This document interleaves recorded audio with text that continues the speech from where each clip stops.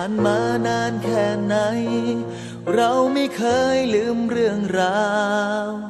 ไม่เคยลืมเพื่อนสาวและเพื่อนชายยังคงคิดถึงเสมอแม้ว่าเราต้องห่างไกลพวกเธออยู่ที่ไหน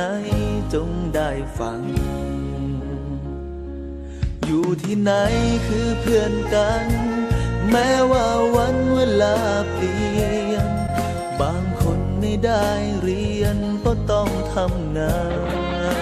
นเราก็เป็นอีกหนึ่งคนเคยพลาดพลั้งเรื่องวันวา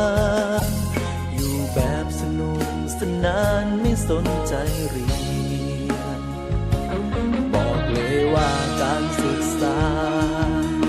ไม่มีคำว่าสายกลับมาเริ่มใหม่ได้อีกครั้ง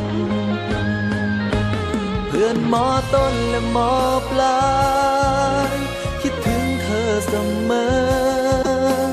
ถึงไม่ได้เจอกันแสนนานจบมาแล้วเราแยกย้ายจะอยู่ที่ไหนก็เพื่อนกันยังจดจำทุกวันเพื่อนไม่เคยเก่าไม่ว่าเธอจะอยู่ไหนจงเปิดฟังเพลงฉันแต่ง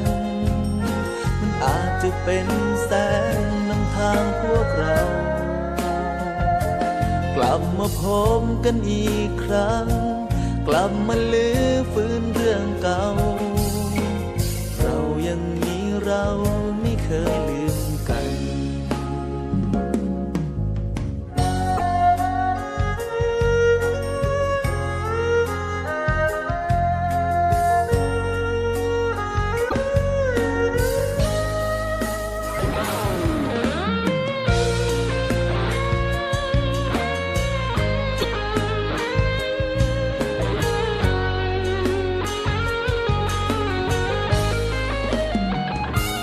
เพื่อนมอต้นและมอปลา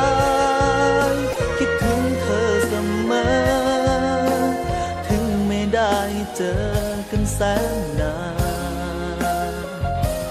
จบมาแล้วเราแยกย้ายจะอยู่ที่ไหนก็เพื่อนกันยังจดจำทุกวันเพื่อนไม่เคยเก่าไม่ว่าเธอจะอยู่ไหนจงเปิดฟังเพลงฉันแต่งมันอาจจะเป็นแสงนำทางพวกเรากลับมาพบกันอีกครั้งกลับมาลื้อฟื้นเรื่องเก่าเรายังมีเราไม่เคยลืมกันเพื่อนมอต้นและมอปลายคิดถึงเธอเสมอถึงไม่ได้เจอกันแสนนานจบมาแล้วเราแยกย้ายจะอยู่ที่ไหนก็เพื่อนกันยังจดจำทุกวันเพื่อนไม่เคยเก่ายังจดจำทุกวันไม่เคยลืมเพื่อน